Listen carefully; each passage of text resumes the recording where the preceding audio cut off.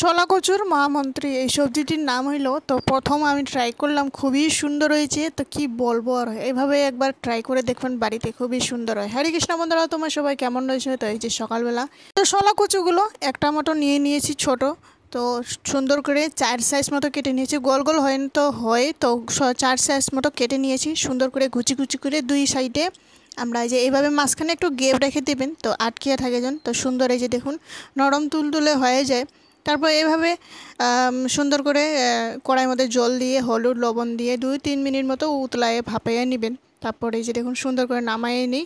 তারপর বেসনে সুন্দর করে গুলায়ে আমরা একটু হলুদ লবণ দিয়ে, তারপর এই যে সুন্দর করে একটু লাল লঙ্কার গুঁড়া দিয়ে দিবেন। তারপর সামান্য, তারপর এইভাবে তেলের মধ্যে 2-3 বার মতো উলট পালট করে সামান্য এই যে এইভাবে লাল লাল করে ভাজাভাজি করে নেবেন। তো এইদিকে সুন্দর এই যে ভাজাভাজি রেডি করে নিই।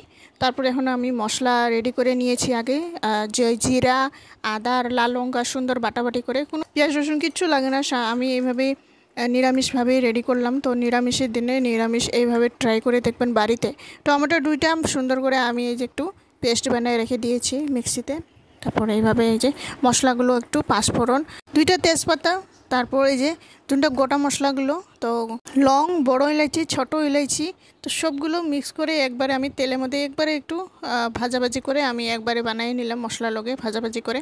তারপর এই যে মশলাগুলো সুন্দর করে টমেটোর লগে ভাজাভাজি হয়ে যাবে। টক দই থাকলে টক দই দিয়ে 2 চামচ মতো টক দই দিয়ে সুন্দর গ্রেভি ভালো হয়। তো তারপরে এই যে সুন্দর ভাজাভাজি হয়ে যাওয়ার পর মশলাটি, তারপরে এই যে শলা কচুগুলো উপর দিয়ে এই যে আধা মতো জল দিয়ে দিবেন। তারপর 2-3 মিনিট ঢাকনা দিয়ে একটু উতলায় নিয়ে নেবেন। তারপরে এই যে দেখুন একটু গ্রেভি করে নিয়েছি, হালকা একটু গ্রেভি করে নিয়েছি, 2 জনের সবজি তো হালকা একটু গ্রেভি করে।